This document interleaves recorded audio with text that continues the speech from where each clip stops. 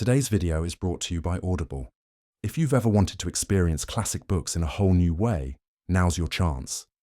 With Audible, you can listen to thousands of audiobooks, from timeless literature to modern bestsellers, anytime, anywhere. Start your free 30-day trial and support the channel by clicking the link in the description below. Thank you. The New Accelerator by H.G. Wells. Certainly, if ever a man found a guinea, when he was looking for a pin, it is my good friend Professor Gibberne. I have heard before of investigators overshooting the mark, but never quite to the extent that he has done. He has really, this time at any rate, without any touch of exaggeration in the phrase, found something to revolutionize human life. And that, when he was simply seeking an all-round nervous stimulant to bring languid people up to the stresses of these pushful days. I have tasted the stuff now several times, and I cannot do better than describe the effect the thing had on me. That there are astonishing experiences in store for all in search of new sensations will become apparent enough. Professor Gibberne, as many people know, is my neighbour in Folkestone. Unless my memory plays me a trick, his portrait at various ages has already appeared in The Strand magazine, I think late in 1899. But I am unable to look it up because I have lent that volume to someone who has never sent it back. The reader may perhaps recall the high forehead and the singularly long black eyebrows that give such a Mephistophelian touch to his face.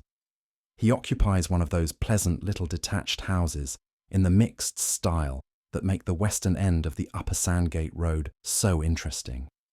His is the one with the Flemish gables and the Moorish portico. And it is in the little room with the mullioned bay window that he works when he is down here, and in which of an evening we have so often smoked and talked together. He is a mighty jester, but besides, he likes to talk to me about his work. He is one of those men who find a help and stimulus in talking, and so I have been able to follow the conception of the New Accelerator right up from a very early stage. Of course, the greater portion of his experimental work is not done in Folkestone, but in Gower Street, in the fine new laboratory next to the hospital that he's been the first to use. As everyone knows, or at least as all intelligent people know, the special department in which Gibberne has gained so great and deserved a reputation among physiologists is the action of drugs upon the nervous system. Upon soporifics, sedatives, and anesthetics he is, I am told, unequalled. He is also a chemist of considerable eminence, and I suppose in the subtle and complex jungle of riddles that centres about the ganglion cell and the axis fibre. There are little cleared places of his making, little glades of illumination, that until he sees fit to publish his results, are still inaccessible to every other living man. And in the last few years, he has been particularly assiduous upon this question of nervous stimulants, and already, before the discovery of the New Accelerator, very successful with them. Medical science has to thank him for at least 3 distinct and absolutely safe invigorators of unrivaled value to practicing men. In cases of exhaustion, the preparation known as Gibberne's bee syrup has, I suppose, saved more lives already than any lifeboat round the coast. But none of these little things begin to satisfy me yet, he told me nearly a year ago. Either they increase the central energy without affecting the nerves, or they simply increase the available energy by lowering the nervous conductivity. And all of them are unequal and local in their operation. One wakes up the heart and viscera and leaves the brain stupefied. One gets at the brain champagne fashion and does nothing good for the solar plexus. And what I want, and what, if it's an earthly possibility, I mean to have, is a stimulant that stimulates all round, that wakes you up for a time from the crown of your head to the tip of your great toe, and makes you go 2 or even 3 to everybody else's 1. Eh? That's the thing I'm after. It would tire a man, I said, not a doubt of it. And you'd eat double or treble and all that. But just think what the thing would mean. Imagine yourself with a little phial like this. He held up a little bottle of green glass and marked his points with it. And in this precious file is the power to think twice as fast, move twice as quickly, do twice as much work in a given time as you could otherwise do. But is such a thing possible? I believe so. If it isn't, I've wasted my time for a year. These various preparations of the hypophosphites, for example, seem to show that something of the sort. Even if it was only 1.5 times as fast, it would do. It would do, I said. If you were a statesman in a corner, for example, time rushing up against you, something urgent to be done, eh? He could dose his private secretary, I said, and gain double time. And think if you, for example, wanted to finish a book. Usually, I said, I wish I'd never begun 'em. Or a doctor driven to death wants to sit down and think out a case. Or a barrister, or a man cramming for an examination. Worth a guinea a drop, said I, and more to men like that. And in a duel again, said Gibbony, where it all depends on your quickness in pulling the trigger. Or in fencing, I echoed. You see, said Gibberne, if I get it as an all-round thing, it will really do you no harm at all, except perhaps to an infinitesimal degree. It brings you nearer old age. You will just have lived twice to other people's once. I suppose, I meditated, in a duel, it would be fair. That's a question for the seconds, said Gibberne. I harked back further. And you really think such a thing is possible? I said. As possible, said Gibberne, and glanced at something that went throbbing by the window. As a motor bus, as a matter of fact. He paused and smiled at me deeply, and tapped slowly on the edge of his desk with the green file. I think I know the stuff. Already I've got something coming. The nervous smile upon his face betrayed the gravity of his revelation.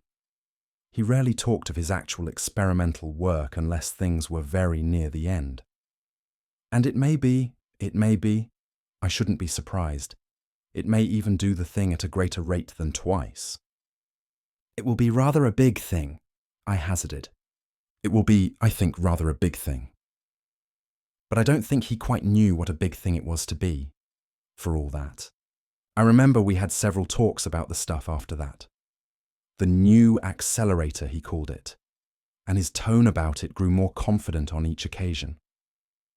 Sometimes he talked nervously of unexpected physiological results its use might have, and then he would get a little unhappy. At others he was frankly mercenary, and we debated long and anxiously how the preparation might be turned to commercial account.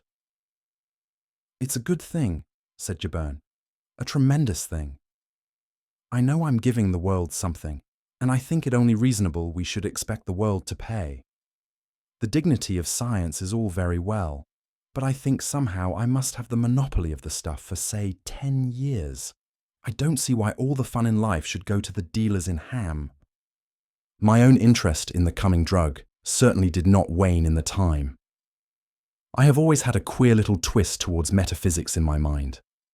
I have always been given to paradoxes about space and time, and it seemed to me that Gibberne was really preparing no less than the absolute acceleration of life.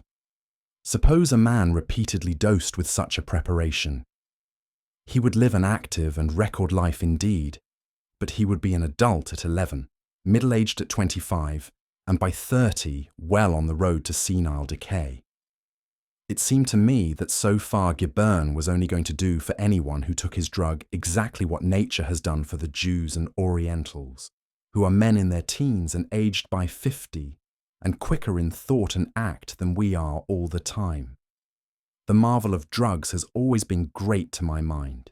You can madden a man, calm a man, make him incredibly strong and alert or a helpless log, quicken this passion and allay that, all by means of drugs.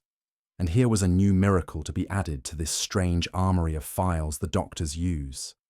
But Gibberne was far too eager upon his technical points to enter very keenly into my aspect of the question. It was the 7th or 8th of August when he told me the distillation that would decide his failure or success for a time was going forward as we talked.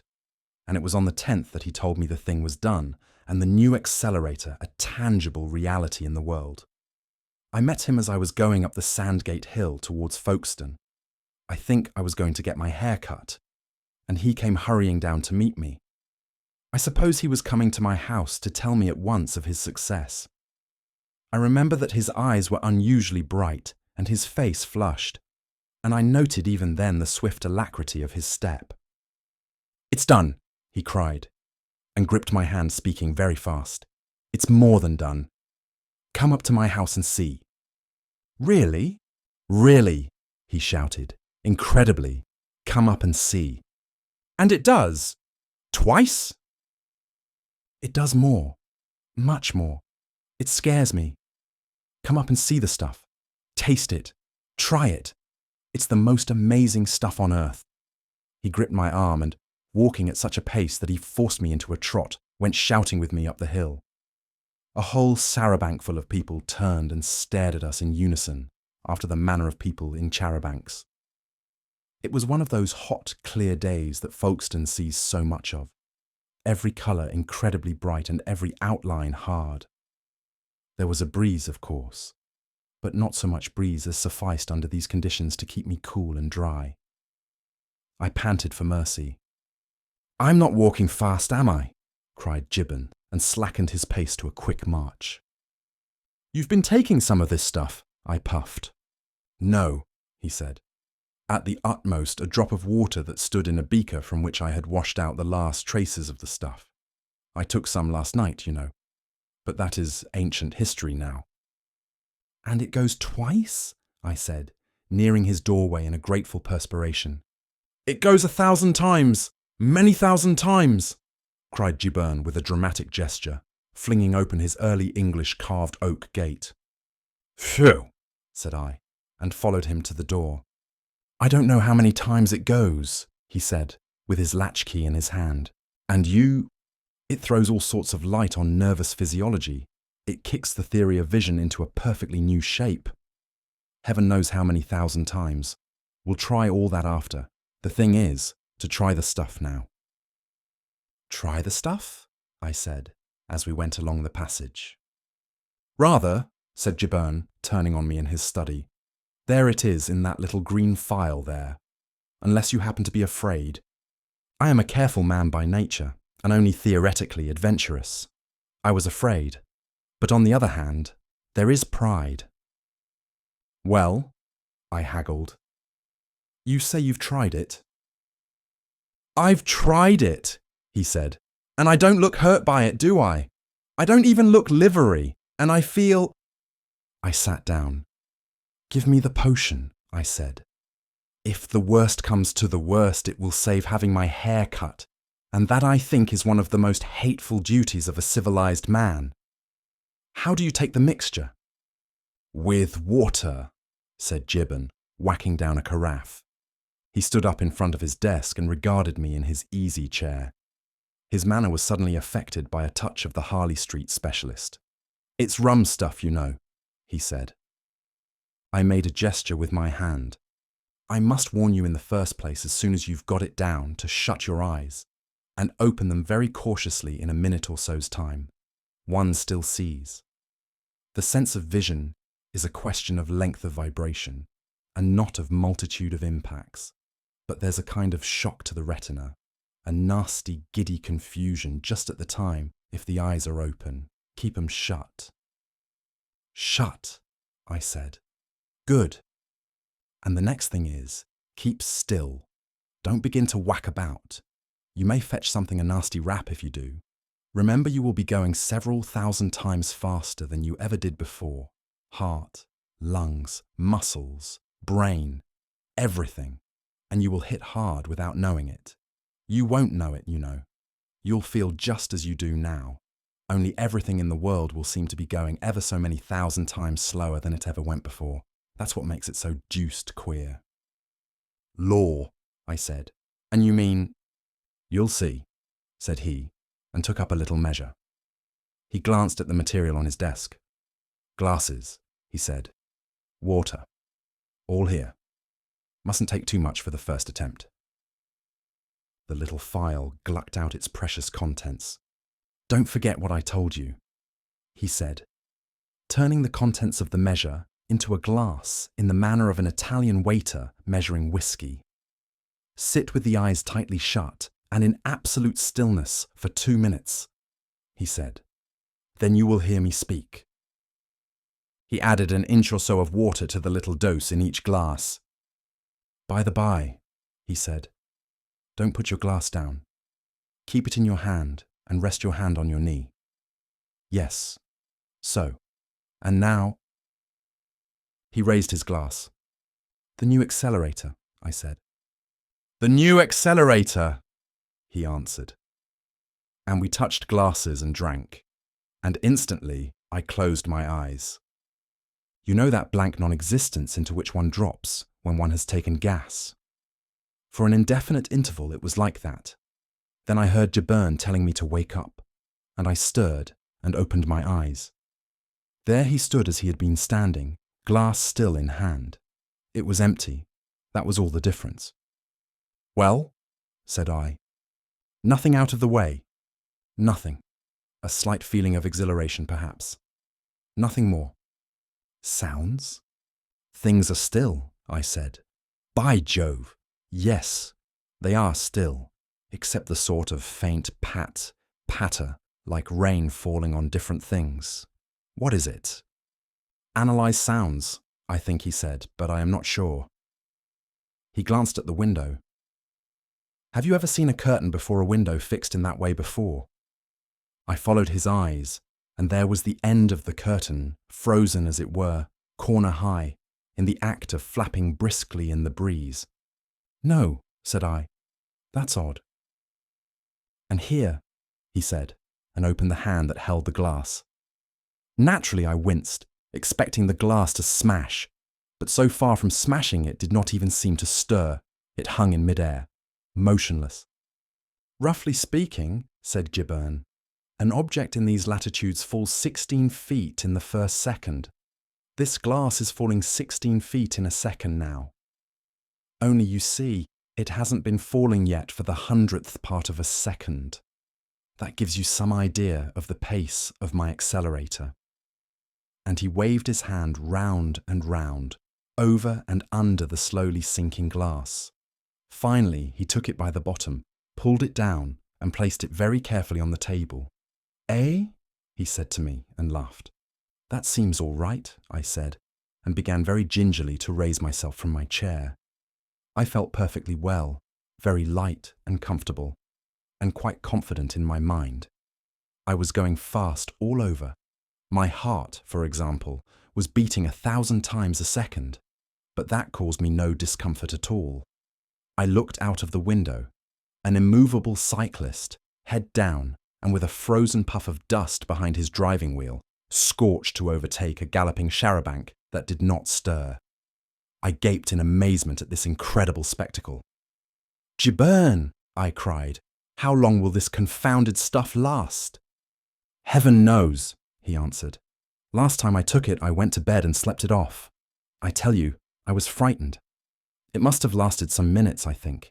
It seemed like hours. But after a bit, it slows down rather suddenly, I believe. I was proud to observe that I did not feel frightened. I suppose because there were two of us. Why shouldn't we go out? I asked. Why not? They'll see us. Not they, goodness no. Why, we shall be going 1,000 times faster than the quickest conjuring trick that was ever done. Come along. Which way shall we go?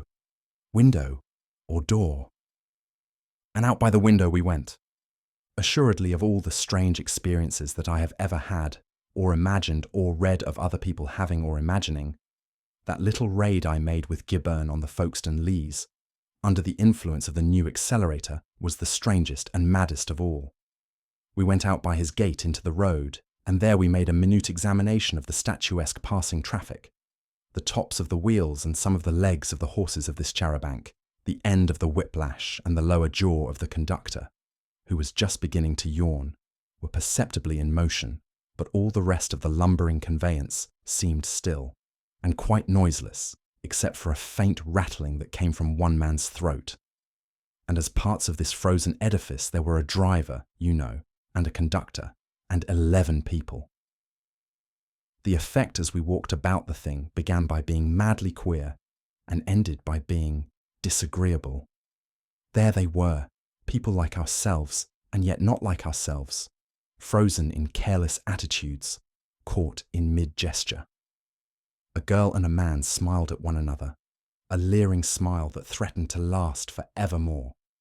A woman in a floppy capelline rested her arm on the rail and stared at Gibbon's house with the unwinking stare of eternity. A man stroked his moustache like a figure of wax, and another stretched a tiresome stiff hand with extended fingers towards his loosened hat. We stared at them, we laughed at them, we made faces at them, and then a sort of disgust of them came upon us, and we turned away and walked round in front of the cyclist towards the layers. "Goodness!" cried Gibbon suddenly. "Look there!" He pointed, and there at the tip of his finger and sliding down the air with wings flapping slowly and at the speed of an exceptionally languid snail was a bee. And so we came out upon the leas. There the thing seemed madder than ever. The band was playing in the upper stand, though all the sound it made for us was a low-pitched, wheezy rattle, a sort of prolonged last sigh that passed at times into a sound like the slow, muffled ticking of some monstrous clock. Frozen people stood erect, strange, silent, self-conscious-looking dummies hung unstably in mid-stride, promenading upon the grass. I passed close to a little poodle dog suspended in the act of leaping, and watched the slow movement of his legs as he sank to earth. "Lord, look here!" cried Gibbon, and we halted for a moment before a magnificent person in white, faint-striped flannels, white shoes, and a Panama hat, who turned back to wink at two gaily dressed ladies he had passed.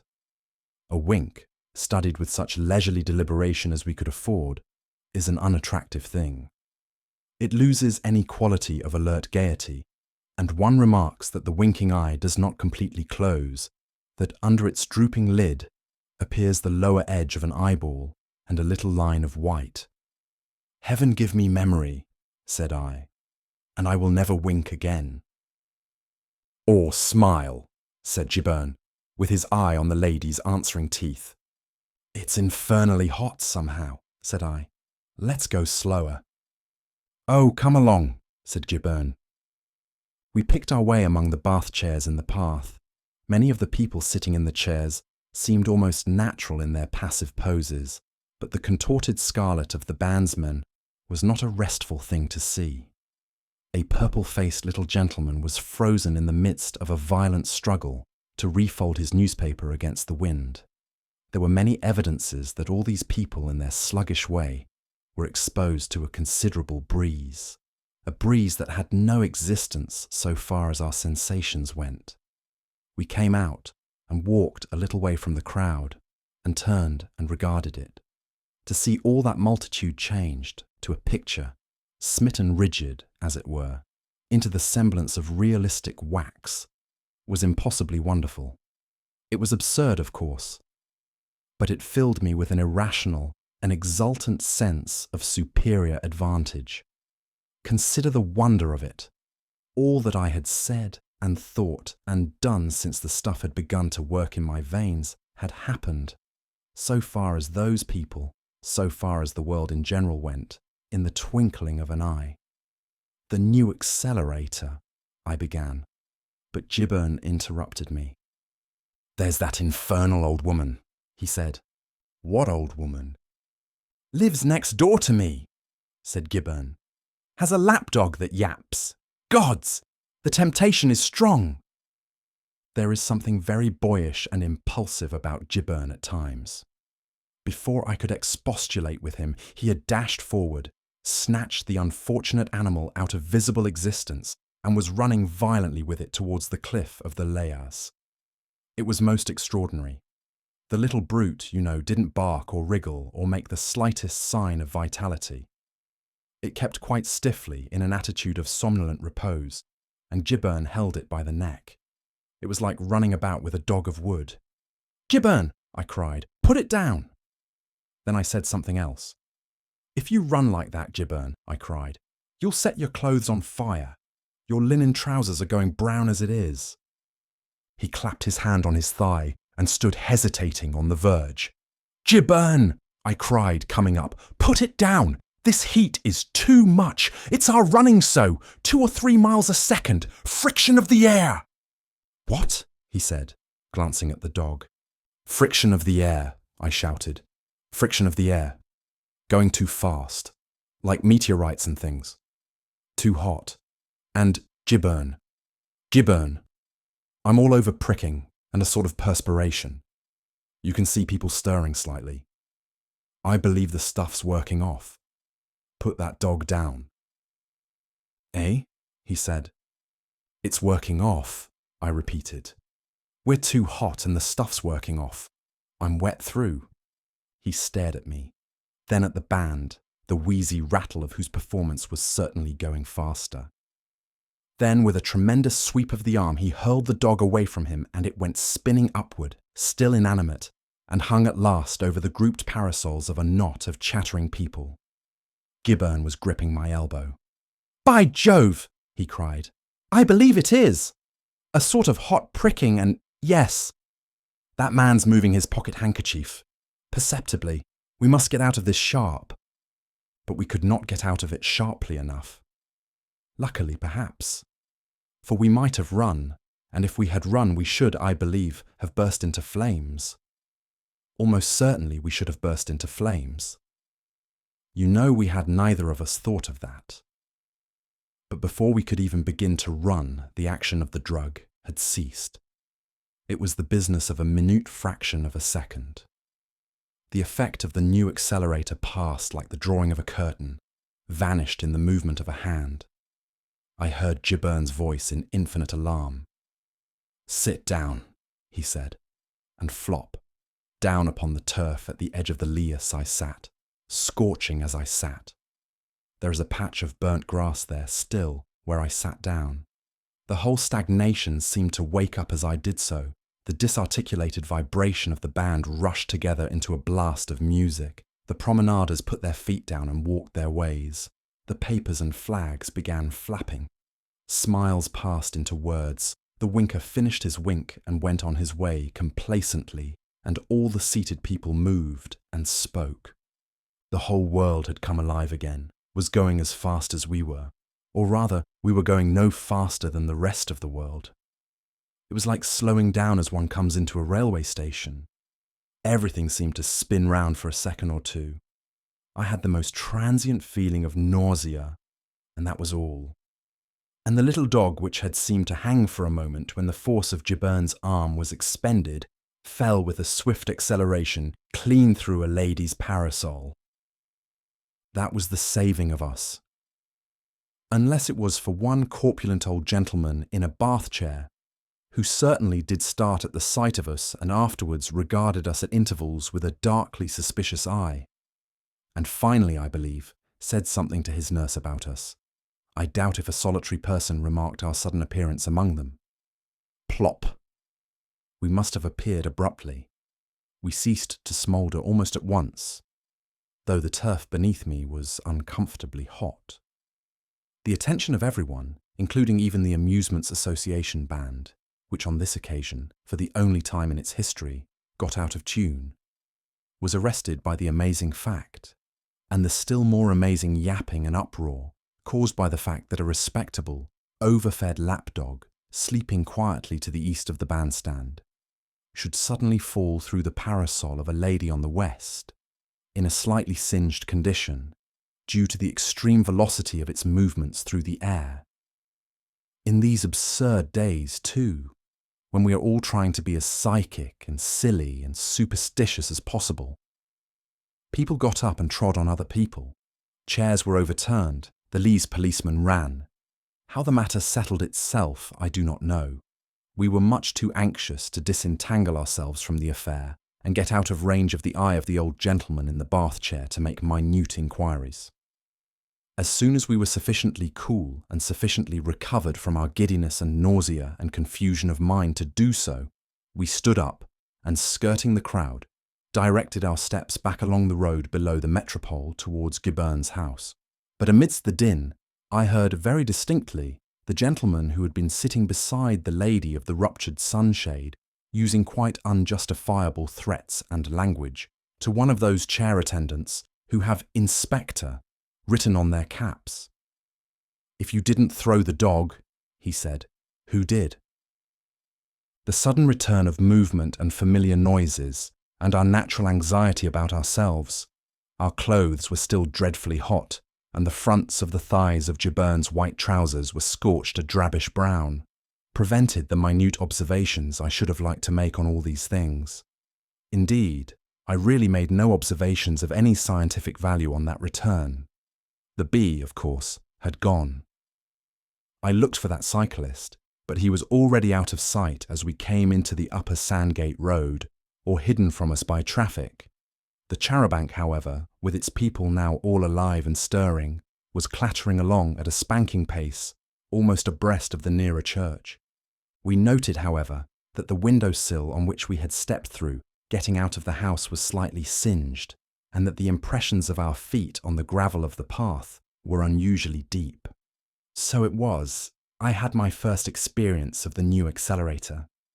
Practically, we had been running about and saying and doing all sorts of things in the space of a second or so of time. We had lived half an hour while the band had played, perhaps 2 bars, but the effect it had upon us was that the whole world had stopped for our convenient inspection. Considering all things, and particularly considering our rashness in venturing out of the house, the experience might certainly have been much more disagreeable than it was. It showed, no doubt, that Gibern has still much to learn before his preparation is a manageable convenience, but its practicability it certainly demonstrated beyond all cavil. Since that adventure he has been steadily bringing its use under control, and I have several times, and without the slightest bad result, taken measured doses under his direction. Though I must confess, I have not yet ventured abroad again while under its influence.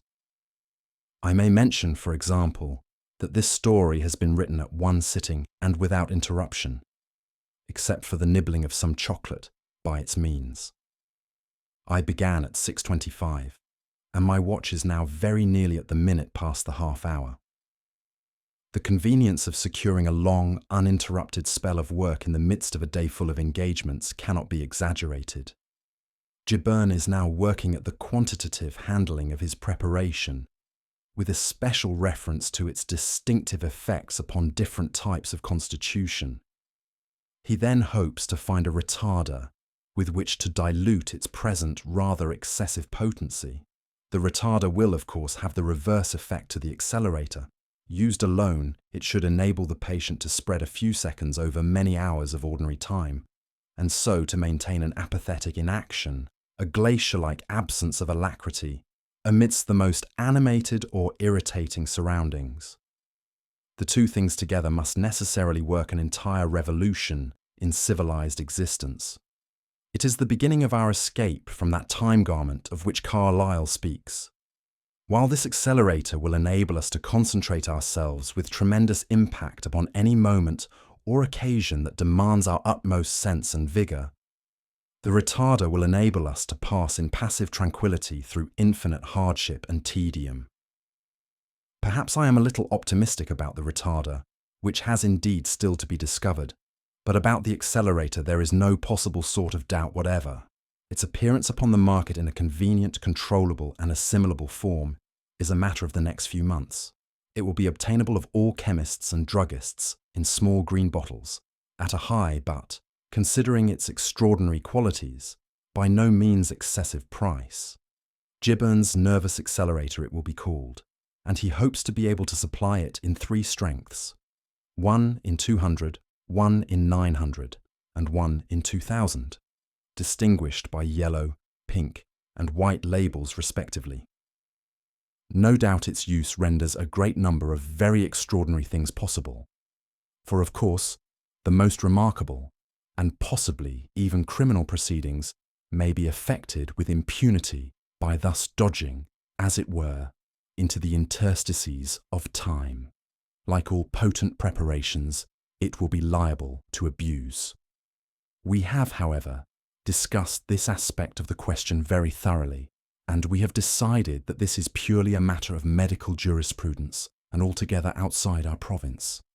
We shall manufacture and sell the accelerator, and as for the consequences, we shall see.